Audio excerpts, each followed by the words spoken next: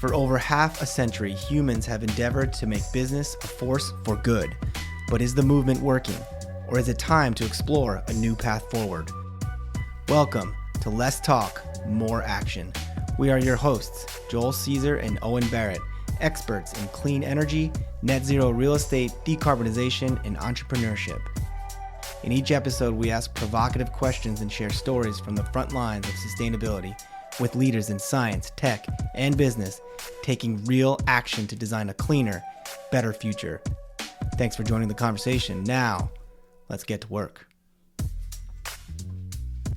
Welcome to Less Talk, More Action podcast. My name is Joel Caesar, the world's undisputed voice of building decarbonization, and also newly minted as the king of AI, Decarb.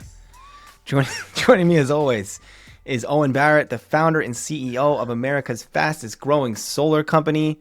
Today's guest, David Stover, co-founder and CEO of Bureo, a mission-driven company transforming discarded fishing nets into high-performance products that help reduce ocean plastic pollution. So you can tell I kind of nerded out on this episode. I've always really been a fan of this company and what these guys set out to do and their story. So I love the show. What do you think? I mean, he's our kind of guy. He's he's entrepreneurial. He's environmental driven. I thought it was great. I think these are our best shows. Yeah. Okay. Well, before we get into all that with David, let's dive into a segment we're calling Navigating Joel's Real Estate Transactions. So you and I are both in the world of commercial real estate and talking to investors. And you and I have had a company in the past which set out to raise money and buy multifamily buildings as a small little private equity firm. So I like to think I'm somewhat knowledgeable about making decisions as a real estate professional, but I'm gonna seek some of your advice here. I am gonna have to sell an investment property of mine in Los Angeles. It's a home I bought when I lived out there, and it's a beautiful historic preservation zone, California craftsman, and it's where my first daughter was born. And anyone who knows me knows I love Los Angeles, and my heart will always be there. So it's sad that I have to sell this property, but for various reasons, we're going to move on from it. But interestingly enough, as I was evaluating, okay, what am I going to do with the proceeds and trying to figure out my own financial future, you realize this has mainly been an investment property for me. So I lived there for a couple of years, but then I've been renting it since. And so I'm going to get crushed with capital gains tax, both federal and state of California. And there's all this depreciation recapture. And so I look at oh man, I thought I had all this gain in this property in LA, which it's gone up in value. But after I sell it, I'm giving half away the gain to the government. And, we can have a conversation here about taxes and all that, but it's we're all trying to look out for ourselves, right? And that's how the real estate investment works. So started thinking about 1031 exchange and what could I do with it? And then I was thinking about, I also had this vision of buying a multifamily property in the Lehigh Valley in Pennsylvania where I grew up. And so I guess I'm going to ask you, maybe we make this a segment. If I decide to do this, how I navigate actually going to buy a building, and we can talk about decarb strategies if I buy a building or whatever. But yeah, I guess any advice from you on how I go about deciding, do I do a 1031? And if I do I want to become my own owner of an apartment building? And then beyond that, if the answer is yes and yes, what do I do next? Call brokers, or how do you start to become a buyer? In my short stint as a multifamily owner operator, I would dispel the myth that it's passive. It's anything but passive. It's a full on, most active job you could take on. So if you want a second job, buy a multifamily property. If you don't, I would do something more passive. Does your wife work?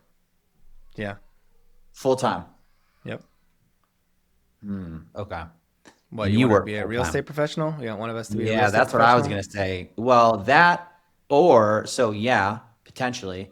What I would do, if you're both working full time, then you can't be the real estate professional legally. There's probably some gray areas you could skirt there. But there's also this short-term rental loophole. Have you heard of that one? Don't take tax advice from the Let's Talk More Action co-host. Yes, I have looked into the short-term rental loophole. I know that's a thing, right? That would be way easier. So I could 1031 into a short-term rental and then offset all the taxes I was just going to pay. I don't think you need to 1031. I think you sell I think so. If you do it in the same calendar year, this year, I think you sell your LA house, you get a big gain that you would get taxed on, but you put all those proceeds into a short-term rental, which you can do a cost seg on, and then the cost seg will erase the gains of your LA home. All the Now the bonus question is, depreciation. how do you identify a good short-term rental market, et cetera? Maybe that could be the next bit, but that's probably the simplest way. That's what I would do.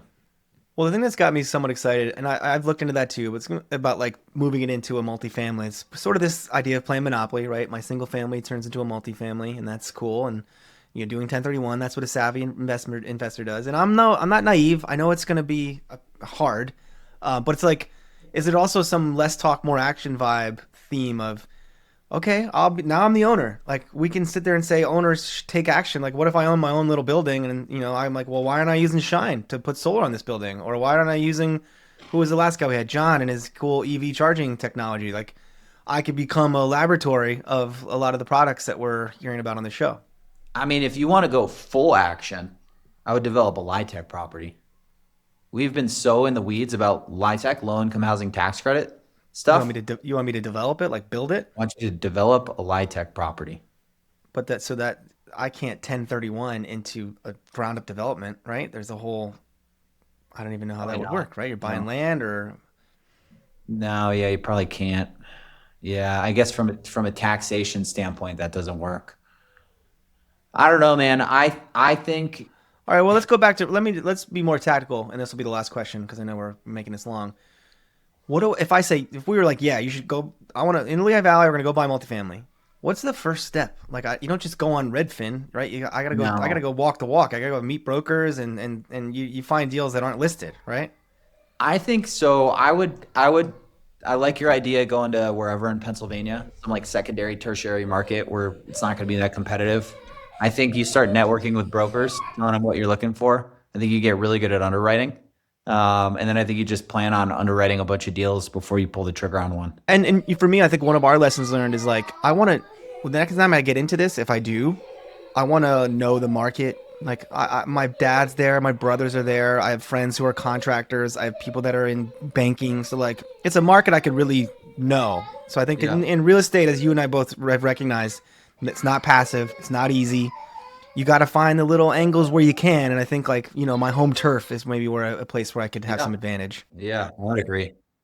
Well, I'm excited to continue this conversation.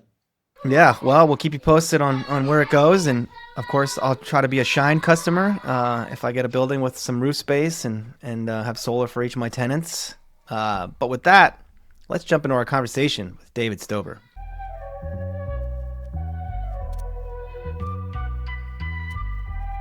David Stover is the co-founder and CEO of Bureo, a mission-driven company transforming discarded fishing nets into high-performance products that help reduce ocean plastic pollution.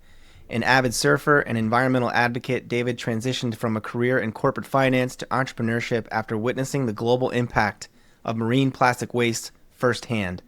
Under his leadership, Bureo has become a recognized innovator in responsible material sourcing and circular manufacturing. Partnering with industry-leading brands, Bureo's team is helping scale tangible solutions to harmful waste and reducing brands' reliance on virgin plastic. So, David, welcome to Less Talk, More Action. Thanks, Joel. Happy to be here. Thanks, Owen. Well, David, I've been a long-time fan of your company. You and I have known each other a long time. I feel like I was there in the early stages of the company, and we're excited to learn all about the whole journey. But we dive right into it, the same question to every guest. David, how are you taking action to make the world a better place? Yeah, I mean, in those early days, we were collecting fishing nets and pressing skateboards and selling them out of a garage.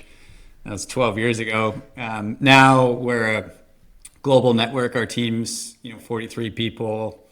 We're working to kind of eliminate this problem of fishing net waste and really wanting to keep that out of the ocean. And that's still our primary mission and focus, but really kind of, as you said in the intro there, getting into the design and supply chain side of it and having this be not just a solution for cleaner oceans, but an industrial solution for companies and supply chains to lower the impact of their products. So yeah, really excited to be here and kind of share a little bit about our journey too, Joel, from the beginning and how we're trying to have a bigger impact on this side now. That's awesome. Let's, Joel, if it's cool with you, let's just go right to the journey. I mean, it sounds like you were making skateboards in a garage. Now you're a team of 43 across the globe. What are you guys turning plastic into now, and what did that journey look like? Yeah, in the beginning, I think it was really at the Kickstarter phase of wanting to get people on board with this idea of where the materials come from that go into a product. And for us, 12 years ago, without having as much buy-in from the bigger brands on changing the source of their materials, that really meant like having to design and build our own products. So Kevin and our team, we were both went to engineering school, but actually started designing molds and like just basically going out, collecting that material from fisheries, knowing that it was being discarded, burnt on beaches, left in the ocean. Got an opportunity to go to Chile to get funded by the government there. And we were driving around in a beat up Nissan Toronto that was, running on fumes, basically picking up fish nets, hand washing them in pretty rudimentary styles, at a university level, kind of perfecting how we could melt them down and process them into pellets, and then building, steel molds that they could be melted into. And like, it was pretty simple and, low impact operation to start. And then everything through, and at one point we had 100 retail stores in the US selling these little fishnet skateboards. And that was a success in getting awareness. But to the global program that we have now, it's taken much bigger partnership from brands like Patagonia, Outerknown, Nike, and a bunch of other brands to kind of really put demand into the feedstock. And we've become much more of a provider of a commodity, a more responsible commodity in the form of nylon and high density polyethylene to replace, the virgin plastic, which is predominantly sourced from crude oil and fossil fuel industry. That's awesome. So, back to Chile. Why Chile? I feel like, again, you and I knew each other in these early days. I probably have some of these answers, but of course, this isn't for me. It's for the audience. Like, yeah, how'd you end up in Chile? I mean, it's back to surfing. That has played a big part in my life, and most people on our team, especially from the beginning, were avid surfers. And at the time that we were playing around with kind of this idea of what was happening to plastic in the ocean, and reading about certainly the discovery of the plastic in the Pacific, talking to NOAA about some of the marine debris programs they were working on, just asking a lot of questions. At that time, I was actually living in Australia, and I was surfing with a guy from Chile in the morning before I went to my corporate job in consulting that I was doing in Australia. And my roommate, Ben, who's now a co-founder at Bureo, was recruited by that friend from Chile, Christian Emhart, to work, I think it was like a green building project in sustainability for the government of Chile. So Ben moved from our apartment in Australia to Chile, and we kind of kept this ideation going about plastic. At the time, it was talking about surf fins being built from material we were collecting on beaches. And we had this kind of like, remote Zoom calls at night, Zoom calls in the morning outside the corporate job. And eventually we found out about this Startup Chile program that brings entrepreneurs to Santiago, provides an office and some funding, and that like jump-started our interest. And then Chile ended up being just an incredible place, an industry that was receptive to kind of the future, small enough where they really wanted to support and bring on new ideas. And they have a huge fishing industry. And so we pitched setting up the first fishnet collection program for Chile. And that's what kind of jump-started the whole project. Did you have like an aha moment where it's like something happened while you were surfing, or something spurred this idea of there's all this shit in the ocean, I can turn it into a product? Yeah. I mean, for me, and I've actually I know that some people in our world, Joel, have had this same exact reaction. For me, it was Indonesia the first time I went there. I had some friends that were working on some plastic debris projects in Uluwatu and other places, but I'd come across plastic pollution in Australia and certainly in the US growing up, but at that level where there's a high concentration of tourism, a lot of cheap plastic without solutions, it was just so abundant to see this paradox of like paradise and then the industrial world just colliding to like a really kind of disappointing and frustrating end. And then once I left Indonesia, which I was there for a few months, and went back to this kind of corporate world that I was working in Australia, it was like hard to go to the beach and not notice all the trash, no matter where you were. Like if it was like whether you were traveling in a remote part of Australia or if you were by a city. And so that just became this moment, Owen, of like, where is this coming from? Why is it a problem? How do we stop it? And pretty naively in the beginning, it was like, oh, maybe we can just collect it all together and melt it down, which is cool, like more of an art project approach. But the aha moment there was, let's figure out a problem that no one's doing anything about that we knew about at that time, and figure out like what our role would be, kind of like finding that empty water, if you will, about where we could sail and kind of work on something where there wasn't a lot of interest at that time, which was mostly around, as you probably know, plastic bottles or cigarettes or straws or some of these other flashpoints that are still important, but we were kind of looking for a bigger impact that we could go after.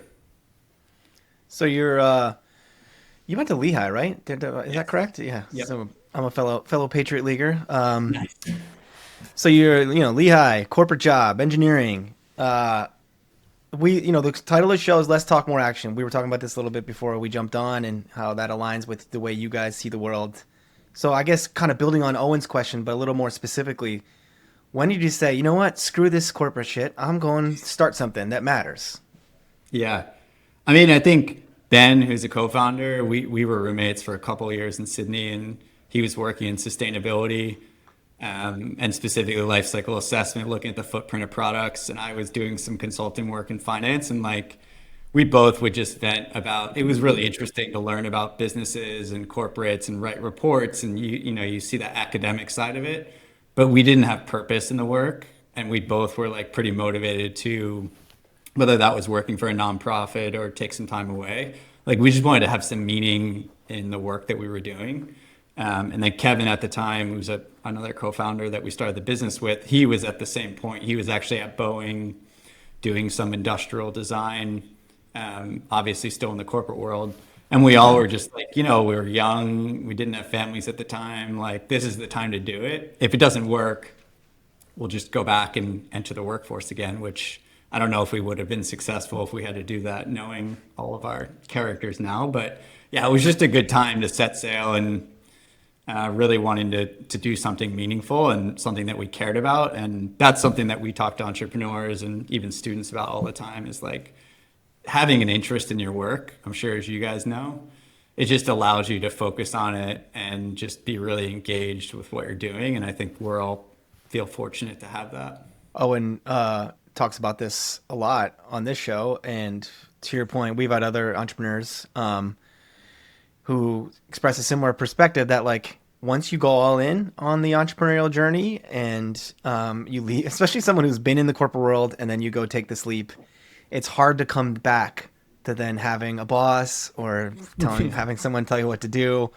So it's like, it's interesting how you just said, like, I don't know how we would have fared had we had to go back. Like, is that how you see this? Well, I mean, we'll get into where the company is now, but it seems like the company's doing well, and you guys have been around a while, and you've grown a lot. So, there must be a success story, which I'd love to learn about. But yeah, I guess the story of had it not worked out, like let's like double click on, could you have gone back to the corporate world? Or are you just like, nope, I've seen what it's like in this inspiring world of entrepreneurism.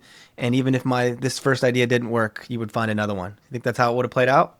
Yeah. I mean, I think you could argue that our first idea didn't work. Like, we didn't start a niche skateboard company that is still successful. I think the difference for us is, it does take a bit of luck and obviously time to go back in. And so we had gathered enough interest from other companies coming in that kind of gave us this next chapter of the company.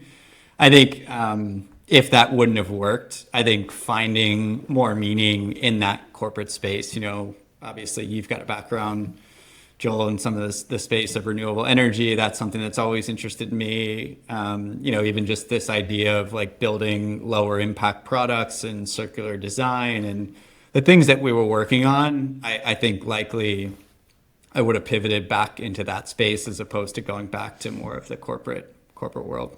Yeah. Yeah. Okay. Well, then let's transition then. Started out with skateboards. I think I owned one at one point. I was actually just going to turn Sure. around. I feel like at some point I had a Bureo surf, and you guys had sunglasses. I want to say at some point. Sunglass Project lives on. That's a partnership with Costa now, who's under Luxottica. So they're like partner companies with Oakley. So we still make sunglasses with them, believe it or not. Oh, cool. Well, so that's actually maybe this is a good way to ask my next question. Say someone's listening to this podcast and like, man, this story's awesome. Look at these guys. They're out taking fishing nets from the ocean and turning them into products. I want to buy products that come from this supply chain. It seems like you've now pivoted the business as a scaling business. It's like you don't want to be branded so much. Like you would just want to be embedded in supply chains, and if Nike and Patagonia are using it, great. But if someone like, I want to know where there's products that come from Bureo's supply chain, is that something that's doable for people to search for? Yeah, if you just search NetPlus, so that's the ingredient brand now. NetPlus is basically the shortened down name of our recycling program, which was Net Positiva, aiming to have a net positive impact on the planet. That was the kind of thinking behind that. So NetPlus is the ingredient for our material. That brand name is carried through, I think there's like 60 active brands right now in market across apparel and hard goods using that material. So if I go to Patagonia store now, I can see a jacket and then by the tag would say Net Yep. Plus, and I'll know that's from you guys. Yep, or just Google NetPlus and a brand name, and it'll come up. Like for surf, like we still have a line of fins with futures. For sunglasses, Costa, we make a bunch of headwear, Board shorts? board shorts with Outerknown and Patagonia. Yep. Oh, cool. Yeah. So I'm gonna push it back to you here. Like we were talking about how, the journey from corporate BS into entrepreneurial journey, and how he made a comment about like, I don't know how I could fare going back. And I was saying how you often say this, how you just, even if your current business fails, and I think as entrepreneurs, you guys, you don't think that way, but like, could you go back to having a boss? And Owen, I think you all say all the time, like, no way, right? No way. And I also say at this point, I'm like highly unemployable. Like nobody's Yeah. going to me. Most entrepreneurs are. There's no way. If my business fails, I'm in trouble. I got to figure out something else to do, or Oh, what's I don't know what's lost him going again? on. Well, if his business fails, he probably was about to say he'd have to find a new business, right? Or pivot. I think that's what entrepreneurs do. And it sounds like, well, maybe let's go back to the journey of, okay, you cut me off because you said you do have sunglasses, but it was skateboards, sunglasses. But then when did you guys say, okay, we got to think bigger, deeper, more like base supply chain as opposed to like the products that you were originally known for? Yeah, I mean, I think unfortunately we didn't think about that as much early on because that would have jump-started the whole process. But I think the timing's really important too. Like, I don't think the market would have been ready if we came to market in 2013 and we're like, hey, we have this ingredient we want to plug in to all these products. Like, that model was pretty immature, and it really took some of those like early years of like, okay, we're just going to design the product ourselves, and we can show up at a meeting, even for an apparel company, if they can see a pair of sunglasses that are sold in the market, it's like real, right? They can start making the connection. And ultimately for us, Patagonia was that first apparel company that gave us an opportunity. They invested in us early on, even before we had anything to do with apparel or thread. And Matt Dwyer, who works in innovation there, asked us the question. He's like, what are you guys? Are you a skateboard company? Like, what do you want to be when you grow up, basically? And we started looking at their supply chain of where they were using a lot of the materials we were collecting, one of which is nylon, which is, an engineered polymer, and everything from wetsuits to insulated jackets to waterproof jackets, board shorts. And they really pushed us to start down that R&D of figuring out if we could replace virgin nylon, which is, sourced from crude oil and fossil fuels. It has high energy compared to most other materials in apparel. And like at that time, Patagonia had very little responsible, traceable, authentic stories for that material. And that was a really good, I'd say more than a push, like a kick off the ledge of like, go figure this out. And if we didn't figure that out, I think, we may not be a company today. And so that was a good push. And certainly they supported us through a lot of years of development. And we overcame COVID, which was a very difficult period for everyone. And it commercialized shortly after COVID. And then that has opened up across the apparel industry big opportunities for us. And this approach of basically dropping in one for one NetPlus as a replacement for a virgin nylon, which is just a high carbon intensive material. So I don't know if you can share this this level of detail, but so if you can't, feel free to just push back. But Joel and I do a lot of clean tech projects in real estate, and for us, it's like it doesn't really matter how good the impact is. If the financial story is not there, then it's dead on arrival. This, like your product, Net Plus, it's incredible from an environmental story. But do the apparel companies tell you that you basically have to be at par with virgin, whatever the material is? Or is there a little bit of leniency in terms of pricing because you guys are a reclaimed material? And Yeah. you'll get markups on the demand side. Yeah. Yeah. I mean, great question. I think that there is certainly a push, not just for us in apparel, but there's a push right now, specifically because of tariffs and the geopolitical situation, that people want at par, basically like for like pricing with virgin. I can get into a whole long case study on why that's really challenging right now, but I will tell you that for us, nylon, the price of virgin nylon has gone down 50% in the last 2 years. Wow. And there's a lot behind that on the economic side, but essentially because there's an oversupply of oil, demand has come down a little bit, and this is the kind of the petrochemical company's response is flood the market with cheap material, and it's pretty effective.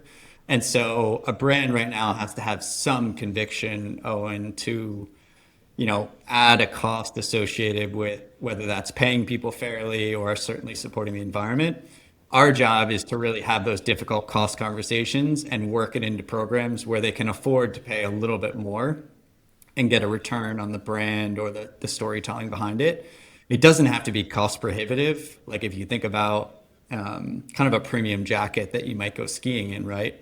The predominant cost of that jacket is in the way you build it, certainly the brand and the support and the field testing behind it. The raw materials in that jacket may be like a quarter of a kilogram, right? 250 grams or 300 grams. And so even if you have like a 10-20% markup on the raw material costs, that may translate to tens of cents in that jacket that sells at $200, $300, $400.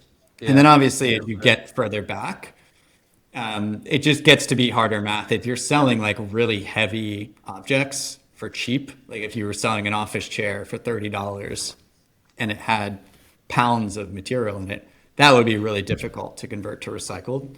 And so our kind of niche in the market right now is looking at a lot of kind of that, what we'll say like more responsible higher end applications. No, that's awesome. There really is. There was a super interesting way to put it. I just had a very expensive Patagonia coat on shoveling, and I was curious. I was like, what? Like, $600 coat. Like, how much does the materials actually cost to build this thing? I have no insight, but to your point, it's probably a lot of manufacturing and branding and product testing, as you put it. So that's good to know. Yeah, and it's like there's a lot of technical applications for like the weaving of the material and the lamination. And like the nice thing is that if you do your job right in recycling and it's a drop-in one for one, then you should overcome some of those challenges. I think an area that's a little bit disappointing for us that also is kind of a victim of the current climate is that automotive would be a tremendous application, is a tremendous application for what we do. But the price sensitivity in the automotive supply chain and the lead times make it really difficult to crack that market. Because if you look at like an electric vehicle, you might have 20 or 30 kilograms of nylon in it. And you could switch to a better, more responsible source and maybe add $50 in cost, which you look at a cost of a car and you're like $50 is nothing, but you start working back in the supply chain and every cent in the automotive supply chain is scrutinized. So it becomes really challenging. That is fascinating though, because you think of the marketing behind like Tesla and Rivian and the fact that they won't use recycled nylon. I mean, I'm not saying that they won't, but that is like the barrier to entry to, $50 increase for a $50,000 car is kind of wild to think about. Yeah, Yeah, but and you get. Go if you're ahead, Joel. if you're them though, it's the same like dynamic with them competing against fossil fuel cars. They got to be cost parity with them. So But they're like, not. They're nowhere close. Like that's what Elon I don't always know. talks They're about. They're getting there. nowhere close. No, they're not. Like Tesla's nobody is getting close. evaluating EVs and gas cars on price parity. I don't think. I think EVs Yeah, at this point are luxury. I think maybe and 5 years from now there's parity, but it's not there now. yeah, and I think most car companies and the two that you named I know do have some sourcing of recycled materials, and certainly nylon is on that. So like we are still bullish that that will become a bigger thing. And you're right, Owen. The EV market typically is a platform where they can adopt some of these premium materials because they position it as a higher end. I think that speaks to the consumer too, right? Because if you're targeting, whether you're an apparel brand or you're a car company, if you're targeting a consumer that's more conscious towards the environment, wants to have something that's quality and not the lowest cost point, that's probably the right place to introduce this. Because if your strategy is just purely cost, I want to be the lowest cost provider, it's very difficult to pull through some of these more responsible programs. And chances are that consumer who's just looking for the lowest cost for all those categories may not reward that brand who's trying to pull that through. And so I think that it will change. Like certainly we're optimistic that especially the younger demographics become more conscious of how products are made, like what's happened in food and other kind of categories. That there'll be more pressure on not just car companies and apparel companies, but any company making any product to try to disclose or be more transparent about where their materials are coming from. Joel, I got a David, good question, but it's out there. So if you got something more on track, you should ask it. I was about to pivot topic, so go ahead. You go first. Well, I was just curious of like the scope of this problem, right? Everybody knows Yeah. how much. I was going to ask the same thing. Yeah, So, go like, ahead. If the top 10 apparel companies came to you and said, by 2030, we want to switch all our nylon to recycled. Yep. Do you have like one, is there enough collectible trash in the ocean to do this? And two, is there like a path to scaling what you guys are doing to meet that demand? Some of that demand. So I'll say, I mean, you start looking at the numbers of plastic, and I can share some stats. It's incredible. Yeah. Like the 300 million tons of new plastic material, more than that is produced every year. So no, there's not nearly enough recycled feedstocks to even come close to replacing that one-to-one. For nylon, for us, like just looking at fishing nets, and there's been some studies done by independent parties looking at the amount of fishing nets that go into use every year.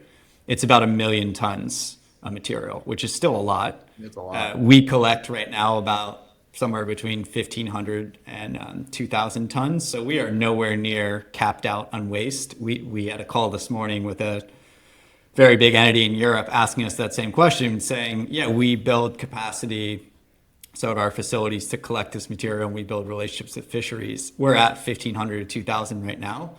We can easily track a path to 5,000, 10,000 tons, which, Owen, to answer your question, would definitely deliver programs for a couple of the big apparel brands.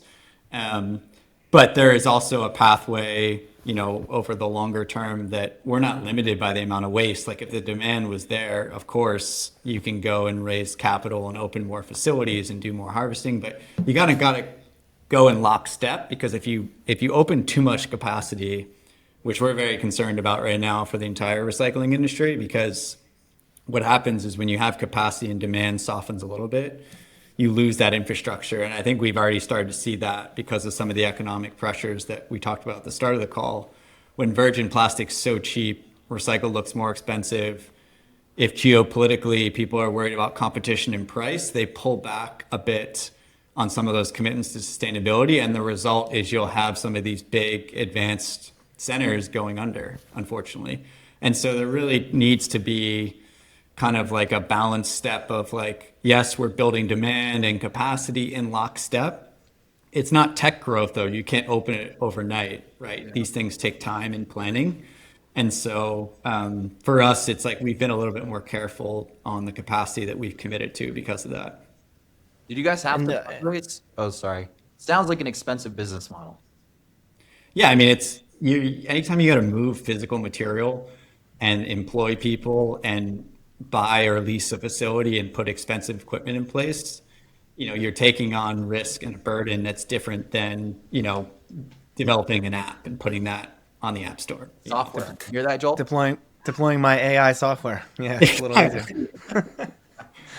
Yeah. And I was going to ask, like the yoga line, which of course is an exploding market, is that mostly nylon? Like Lululemon, are the pants made of nylon? Yeah, Lululemon uses a lot of nylon 6.6. We don't work with them right now. 6.6 is like kind of, I think it's somewhat of an over-engineered material to be using for apparel, but they use a lot of it. 6, the material that we collect, polyamide 6 or nylon 6, it is a direct replacement for a lot of those performance applications. So yeah, yoga tights, running tights, board shorts, anything where you would want kind of strength and durability, our material is applicable for. So I was going to ask earlier when we were talking about pivoting topics, and we like to keep things optimistic on the show and celebrate doers taking action like you're doing. But I'm going to ask probably kind of a negative question here, which is someone who loves the ocean. Owen and I, we met in Santa Barbara. We both went to the Bren School, which I know is near the Patagonia HQ, where you've spent a lot of time. You live, and both of us love the ocean. And anyone who's been in the ocean in the last 20, 30 years has seen a lot of plastic. And if you're an environmentalist, you've gone to a beach cleanup. It's incredible when you look at the coastline, even in modern places where they do a pretty good job. And I've gone to, you and I both were part of Surf Rider for a long time and love those beach cleanups, but you leave those beach cleanups just being like, man, this is just pointless. What are we doing? So I guess my long way of asking a question from someone who's as knowledgeable about this as anyone I know, like, how bad is the problem? Like, the plastic in the ocean, is it just horrible to even think about or talk about? I mean, I'll try to put in optimism here, and I think we can draw some parallels with renewable energy, and we talked about EVs. I think there's some good parallels there. Like, I think that we know what the future is, right? The future has to be us utilizing resources, including waste that's on the planet, in a way that, considers people and the planet in that process. And right now, unfortunately, I think the persistence of virgin plastic doesn't do that. And so it is, I'd say that maybe we've made a dent, but certainly the abundance of plastic accumulating on beaches and the ocean is still, in my mind, the same magnitude that it was, Joel, 10 years ago when we were looking at this. But I think on the positive side, and it's not just us, but obviously there's nonprofit organizations that we all know, from Surfrider to Save the Waves to Five Gyres to Ocean Conservancy. There's a long list, right, of people that are looking at this and bringing awareness. I think we've seen the future of knowing that people care enough about this and knowing that there's other ways to manufacture that we're going to have to keep pushing towards that. I think we have had a bit of a pause in the last year or two in the US, certainly, and expect the next couple of years to probably be challenging as well. But the same way that you can look at renewable energy as the future, we're not going to be burning coal, obviously. Anyone that's driven an EV will tell you that some form of electric vehicle is the future. We're not going to be going to a gas pump to fill it up with gasoline.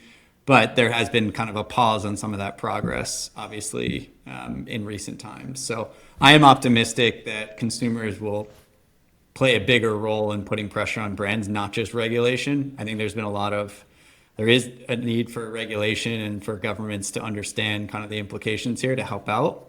But consumers, just like you and I learned, and everyone that's been around the ocean, that you want to protect this place, you want to keep it clean. That whole idea of access to clean air and clean water isn't going away. I think it's had a bad moment, obviously, but really optimistic in the long run that this is the future. Like, we can't just keep pumping virgin plastic into the planet. I was just going to say, like, hearing that was a very eloquent answer, David. And it just reminds like he knows what he's doing. How, yeah, I could use some talking points from you. It just, when I hear people like you speak, I can't help but think, like, how idiotic is the only thing I can think of, that there is a large portion of our country that is, like, anti everything you just said. Mm-hmm. Like, no, we can't recycle recycle fishing nets and turn it into reuse. Like, that's just this liberal woke nonsense. Like, we got to keep pumping oil and making new stuff and trashing the ocean. When you, like, distill it into what you just said about the future has to be this balance of people and planet, that is something everybody should agree with. Yet Yeah. it's a wildly politicized idea, and it shouldn't be.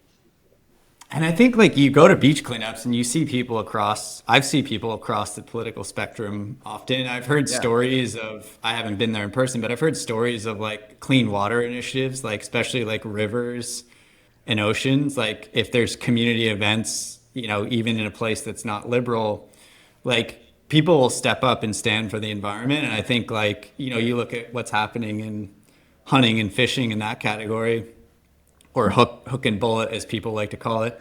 There's a lot of conservation and people that want to protect animals in the places they want to go. I think probably you can trace it back to fossil fuels and petrochemicals, whoever attached environmentalism or clean air and clean water with wokeism. Yeah. At the end of the day, like if you think about your kids going out into a forest, you don't want them to get, contaminated by their local river. If you surf, even if you're scared about environmental initiatives, like you want to go into clean water. And like, I think it's just like common sense needs to come back at some point. And like, to some degree, like our environment has been hijacked a bit and exploited in a way that I think a lot of people are going to be pissed off about when they figure it out. Even a lot of what's happening with the EPA, it's like, yeah, sweet, we rolled back clean air and clean water initiatives, but once you start seeing some of the implications of that, hopefully we don't, and some of that goes away, I think people are going to look back on that and be like, oh yeah,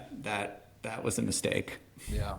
Well, I think it's an interesting point though, and it's something I've made some controversial statements on this podcast about, and I'll say it again here, which is like the climate movement hijacking all environmentalism has created a bad environment for other issues that would have more cross bipartisan agreement on, which is waste in our oceans, waste on our beaches, waste in our rivers, everything you described. Like, yeah, everyone who experiences their local environment will go there and say, this is wrong, we got to fix this. But it's like everything being lumped into climate, which is, I think we're all, the three of us here are knowledgeable enough to know how much of a challenge climate is, but it's so controversial and it does kind of impact people's way of life at times that's become the thing that's the boogeyman in this process. So I've said this before, David, like, I sometimes think the environmental movement would be better off if it wasn't a climate movement, and you'd have all these other benefits that eventually would help the climate anyway if they were trying to reduce virgin plastic. Yeah, and I think even just, and we talked to brand partners about this, it's like trying to talk in simple forms about why you're doing what you're doing. And I think the brands that do that well will be rewarded. I think, Owen, to your point, if you're a brand that's trying to compete at a low cost standpoint, you're trying to justify to your customer why you're doing something, it might be challenging if you're not committed to that. But if you're a brand who's sitting there saying like, I think in the long run, I'm going to be rewarded as a brand because consumers really want to hold me accountable, then maybe you'll find the budget to do that. I'll give you an example. I was in Europe last summer. I won't name the brand, but we were in like a very affluent European city. And one of the designers in the brand basically said to me, in fewer words than the full conversation, I'm pretty disappointed in our leadership's ability to recognize the need for alternative feedstocks, whether that's organic cotton or recycled materials. And I think at some point they're going to have to reconcile with someone in this affluent European city walking down the street in an expensive outerwear jacket, realizing it was made from crude oil. And like, it's not always that clear to the customer, but there's an opportunity to say, to be honest and be like, hey, yeah, there's an impact to the environment if we source these standard materials. This is why we're doing it.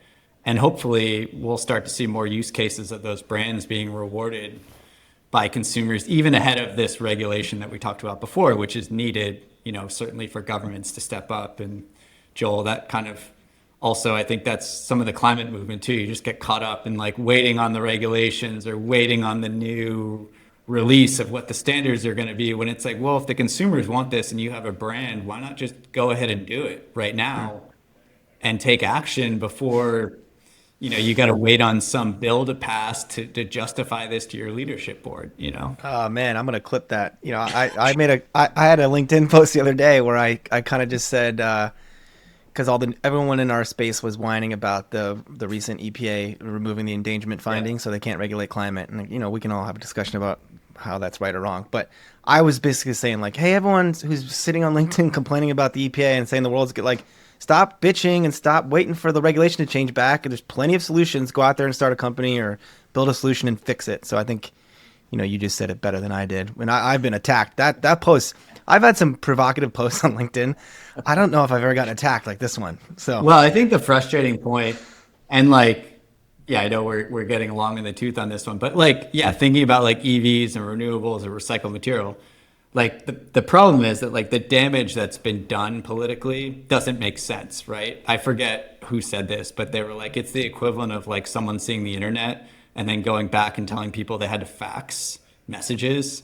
It's like we've seen the future and a better future that, especially in the renewable space, could be a cheaper future, obviously, already. And someone trying to fight that and say that we need to be burning coal is like, that is like not productive at all. And like, we can just recognize that that's not like a long-standing policy that's going to survive. I think that's why people are so frustrated that it's like, it's just kind of like in the face of things. If we're trying to be competitive, we've just like massively discounted our ability to be competitive with the rest of the world simply by making pretty stupid decisions. So I say it a lot. Like people are gonna. I know we're short on time, but I think people are gonna look back at the Trump administration and be like, "That's the administration that basically lost America to the rest of the globe." Like we're just doing things that are, with how fast progress is moving, we're not going to be able to keep up with that people that like the countries that are not politicizing topics like energy. We're we're hosing ourselves. But Joel, I know we're short on time. You're going to cut me off, so I'll stop ranting. Well, I've said this before too. I think that's overstated. It's like this is the fossil fuels' last stand. Even the Republican that runs in 28 is not going to be so crazy about energy as this one is. Yeah. So like I think it's overstated of like what impact it's going to have for our future. So let's transition away from politics on that, and let's end on a positive note, David. And before I end, I just want to say, like, we'd love to have you back. This went so fast as I knew it would. I've been waiting for you to be on because I love the story of everything you guys have done. I'm proud to know you guys, and I've always rooted for you. And so we'd love to have you back. Like, Owen and I want to make this show a little bit like how I built this for sustainability founders, to not just come and tell us their story like where you are now, but 10 years from now when, you guys are in every Tesla and Rivian that there is, and we can talk about how you got there. So all that to be said, David, we just mentioned this, right? There's a lot of negativity in our space and too much pessimism. We like to end the show on optimism. So, David, what gives you hope for the future? Yeah, I mean, it's a bit of a trope, but I would say, the times that we've gotten to interact with the younger generation. I know, Joel, you and I had some time to do that, volunteering with kids around whether it's beach cleanups or surfing or whatever that is.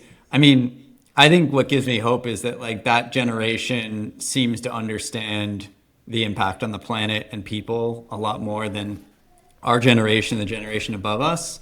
And I think that like if we can clearly communicate to them why we're doing what we're doing, whether that's recycling or alternative energy, and we're speaking like in common terms, I think there's the ability for those things to be passed really quickly. I think the climate and the environmental movement can be confusing to a lot of consumers, and like they just maybe don't trust things or don't understand things. But the younger generation being able to say for our material, hey, guess what? This prevented fishing net waste. It became a product. That just becomes like this seed that you plant, and then they're going and telling their friends. And I'm really optimistic that kind of movement will keep building, and that's really going to make up that consumer pressure that we need to kind of change, energy policies and product policies, the way things are built and the way that they're kind of consideration of quality products, not just the cheapest product, consideration of end of life. Really optimistic that will play a positive role in the future. Let's hope so. And David, it's a great message to end with. And yeah, as you and I know, seeing young kids interact with their environment and asking questions like, why is all this plastic? It's obvious to them. So let's keep building products and companies that can speak to that. And let's wrap up there. Anything to plug? So you got, people go look for products that have NetPlus. You can Google it. There's your website. You take it away. Where do you want to point our audience? Yeah, I mean, just search NetPlus, or even just ask questions for the brands that you follow and figure out where they're sourcing materials, even if it's not our material.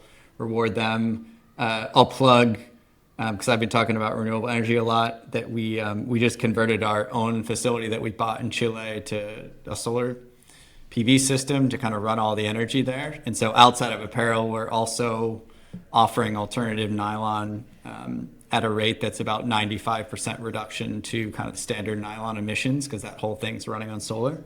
So if anyone needs nylon out there, we got chips coming from Chile running on sun. So hit us up. Very cool. All right, we'll get you out of here on that. Thank you, David. Thank you to the Bureo team. Thank you, Owen. Thank you to our audience. You can find Owen and I on LinkedIn, usually actively antagonizing the more talk, more complaining sustainability crowd. You can find this podcast and more great content at lesstalkmoreaction.com. If you like the podcast, please subscribe, like, and share with your friends. And until next time, we encourage you to ask yourself, what are you doing to take action to make the world a better place?